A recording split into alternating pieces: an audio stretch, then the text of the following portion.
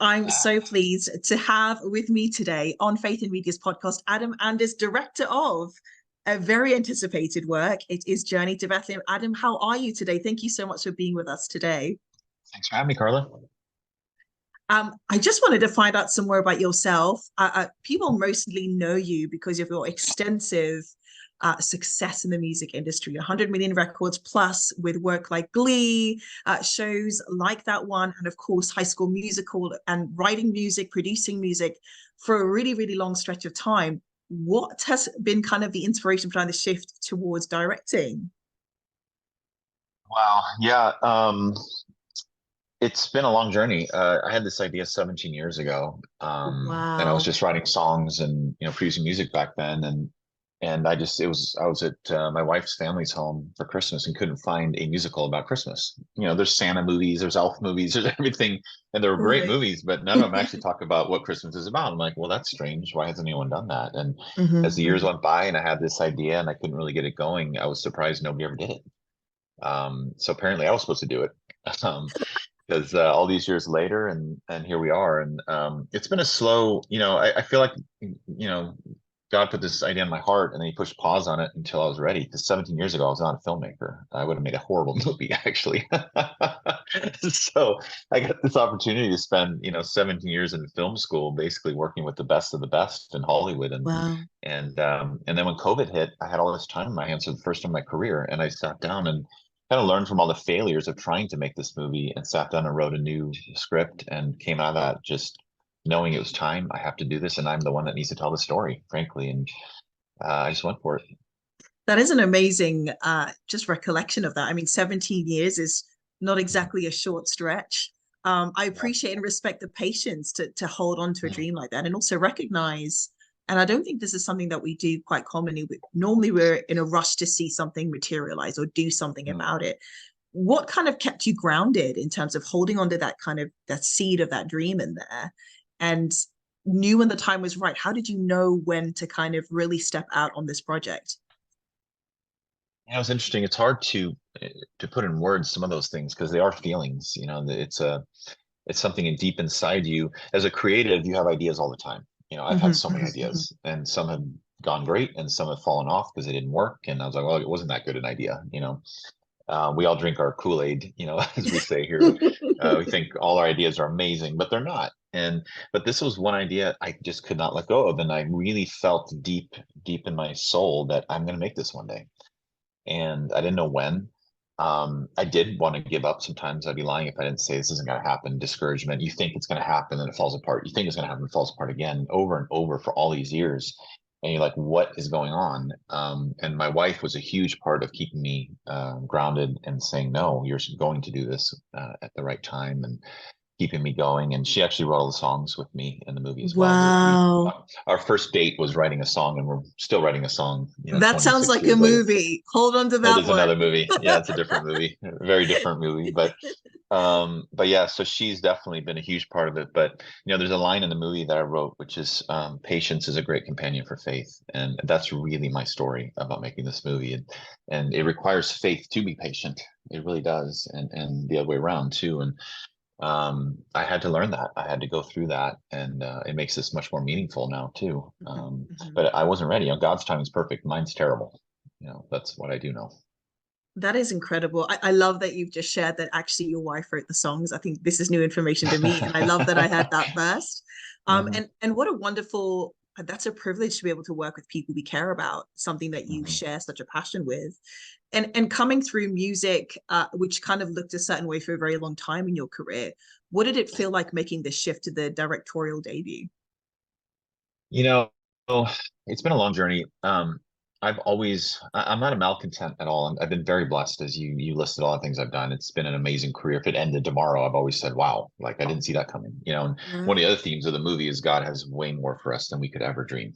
He has plans for us that we can't Absolutely. imagine. And I was a bass player. That's how I started. And that was my dream. I'm going to be a great bass player.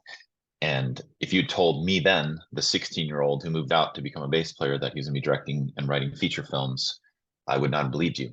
But so I'm Wow. living proof that God has bigger plans for us than we can imagine. Mm, But what it was is every step of my career, I felt like this isn't it. This isn't the thing. and I couldn't explain it. People thought I was crazy when I was the top bass player in Nashville, and I walked away to move to LA, become a songwriter. And then I did that. And then I moved to New York to be a producer and songwriter. And then things were going great. And I said, you know what? I'm going to switch and start doing music for film and TV. And then I was doing that because I wanted to tell my own stories. And I thought, well, the best way into film and TV for me would be music, because that's what I'm known for. And people thought I was crazy again. You're not going to get to tell your own stories, you know? And all along I'd just been pushing this thing forward. And it really, it was not that I wasn't happy. It was that I thought there was something else I'm supposed to be doing. And I didn't know what it was until I stepped onto set on this movie. And I took that plunge, and I've sold many shows and screenplays over the years. I've done everything but direct at this point. And many of my ideas have been ruined by the vision has been taken by someone else and completely changed, and not what I had intended, and things have gone wrong. And I'm like, so when I finished this script and came out and said, I knew 100% that it was time for me to direct. I'd been asked to before. I didn't want to take that leap of faith. You have to turn your back on everything else you're doing. It's a complete commitment. And wow. And I said, well, it's time. I have to tell this story. I have to be the one to do it. I can't let this get messed up. And so then when I was, and I didn't know if I'd be good at it, but I got on the first day on set and I felt home. I felt like I found my calling finally. And so now I'm stuck making movies, but that's okay, because I really enjoy it. But I really truly was able to use all my gifts and everything, all my passions in one place. And that's a very, very rare thing to be able to do. And it was really awesome. I think when you kind of relay the way that you've described the journey to the point of the director's chair, it really kind of verifies that God really wastes nothing. There is nothing that is not used when he puts you into a position that he calls you to. That is so encouraging to hear out, even in this one opportunity, which I imagine is probably breaking the seal for another dimension he's taking you, but he's brought everything together. Nothing has been wasted. Everything has been used. And this time it is a musical journey in the story of the Nativity. I love that so much. We're so excited about and anticipating its release here in the UK. What did you want to achieve with this interpretation? It's a timeless story. We know it so well, but what did you want to achieve with it?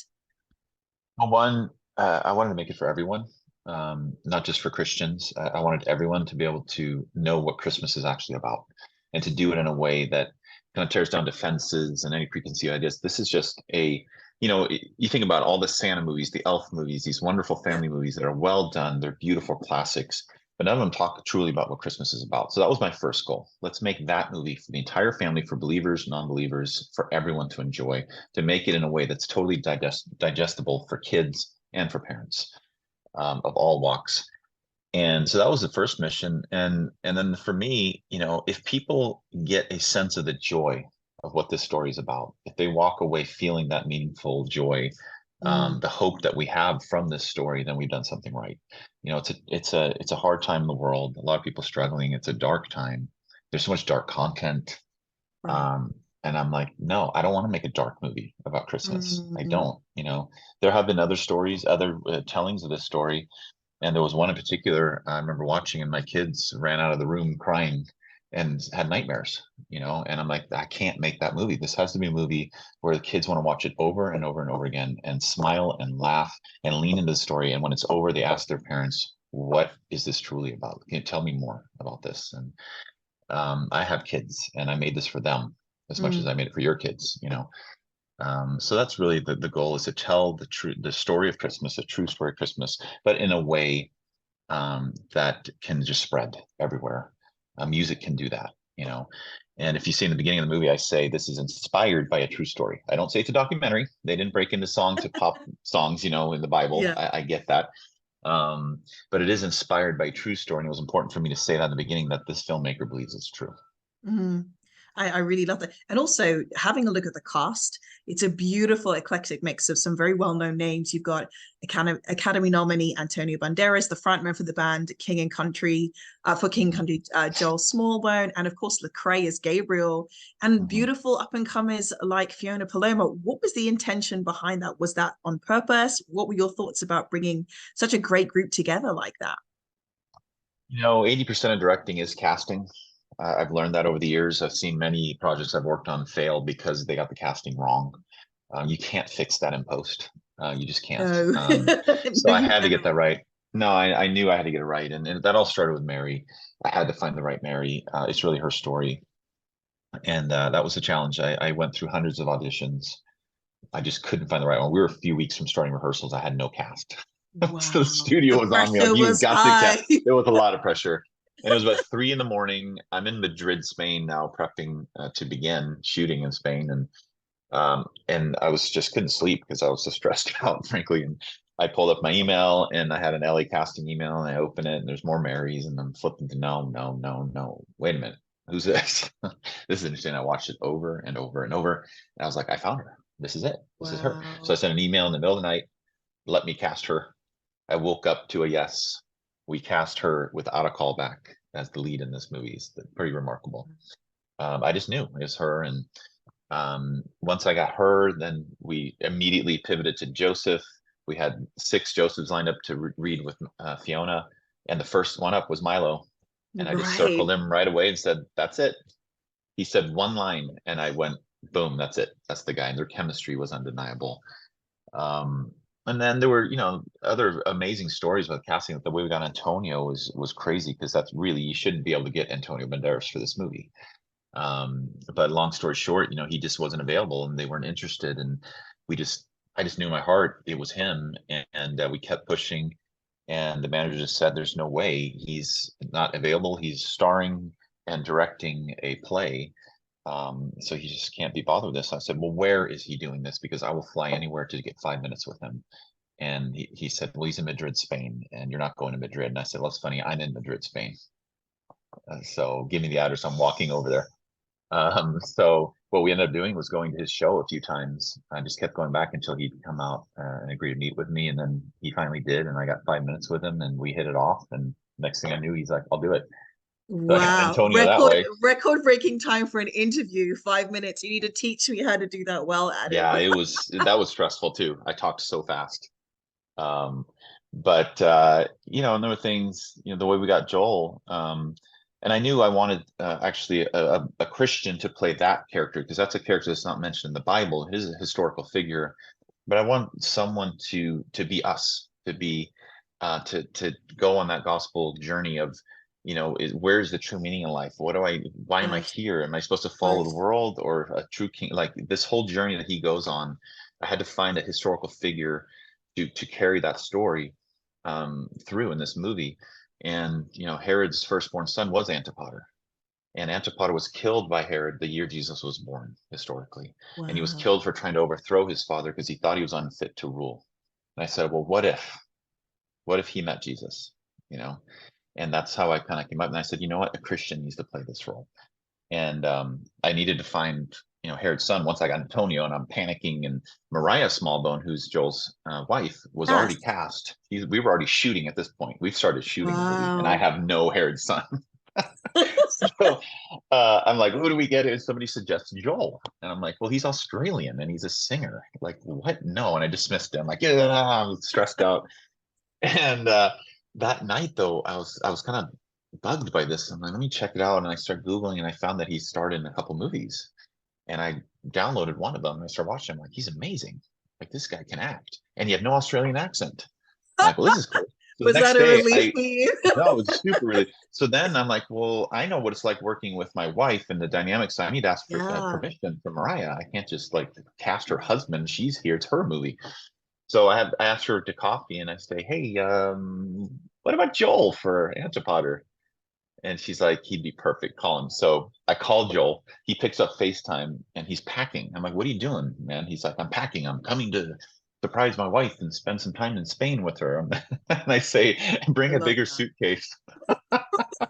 You're staying You for might be much longer than you saying think. that is amazing. And Yeah. I did wonder when you mentioned that Mariah was there, it's like that's another husband and wife team. You already have that We love dynamic. those. Yeah. It sounds Yeah. like what a wonderful atmosphere to have been created Mhm. in just all of it. It sounds amazing. Was there any Mhm. particular character? I love that you shared about how you saw there is such promise in terms of the figure of Herod's son, what he can Mhm. play, how he can really bring Mhm. forth those themes that I think as a Mhm. modern day Christian we relate to that. Were there Yeah. any particular characters that really kind of resonated with you personally in your kind of direction and producing of them? Well, that was definitely one. I saw myself in him. Mm, Um, and that journey we go on of questioning, asking questions about our faith and our struggles and in hard times, and do we just follow blindly our what we've been told and taught, or do we have to seek out the truth on our own? And these are all these things I wanted to encompass in this character. And some people take issue with that I introduced this character, but again, this is inspired by this true story. mm, I wanted to do it in a way that can reach people. yeah, I want people to be able to see themselves in him, and then to really have an impact. So the story of Christmas and what it means, and that a Savior came, that is played out in the movie in yeah, some way. That will be very impactful, I felt, and that's what I wanted to do with it. And if they can criticize me, I guess, but um, that's okay, because that is something that was very clear and put on my heart very clearly, that I needed to do. I'm not putting an altar call at the end of this movie, but that's kind of my version of it. yes, I get Yeah. what you mean. And I think that that's incredibly brave. And I think it's very clear from the way that you've described your heart behind this film, the heart behind your role and the mission that you wanted to achieve through it. It is a mission. Critics may come and Hmm. go, but at the Hmm. end of the day, people are going to be impacted by this film, even if it's for one person, a handful of people, but Hmm. it's going global. That is touching lives in some shape or form. I think Hmm. for us here in the UK, we've seen quite a few high production value and successful films just like this one coming to the fore and taking real kind of position in the main stage. And this, I feel, is another one of those. What do you think about that? And how would you encourage other Christian creatives up and coming? Because it seems like there's a new boldness in the atmosphere with seeing Christian creatives come to the fore. What would you say towards it? And what encouragement could you give? Yeah, I feel like there's a whole new wave. Joel Smallbone calls it a revolution. That's what he's calling it, a I Christian agree. filmmaker revolution. And I think what is, we've had Christian movies for a long time, but we're not known for excellence, frankly, and not to disparage anyone. But part of that is resources, and Yeah. but it's also partially that the most gifted filmmakers have been working in Hollywood, you know, and I think there's a wave of us feeling like it's time for us to tell our stories, Yeah. and the world needs it, I think, more than Mm, ever. So I don't know, there's a move, and it feels like God's calling his own to start telling these stories in excellent ways. And first of all, God is the ultimate creator, right? He created everything. So he loves for us to be creative. So when people say you took creative license, yeah, God would want me to. He gave me these ideas. He made me creative. He gave us talents. mhm. But also, we were the leaders. If you look through history, the greatest art that we've ever known on earth has been made by Christians. Yeah. Men of faith, women of faith, amazing paintings, whatever. And they took Mhm. creative license. If you look at the Yeah. great nativity paintings of all time, they are not biblically accurate, but No. they're inspired by the truth. They're inspired by the Right. truth. They're meant to symbolize something for the Yes. person who Yes. created it and painted it. And it moves you, and you sit there and look at it, and like, this is magnificent, and it's excellent, and it's leading the world. And we were the leaders, not the followers. And at some point, we became followers in art. Right. So I think this revolution is we need to become leaders again, Mm, and the world needs some light, and needs, my company's called Nightlight for a reason, because light needs darkness to shine, and there is plenty of darkness. yeah. So to make excellent films and art, with meaning behind them, in this time, I think is necessary, and God's calling us to do it. Amen. Adam, this has been an incredible interview. Thank you so much for your time with Thank us here you. at Christians in Media. We are so excited about the release of your film here in the UK.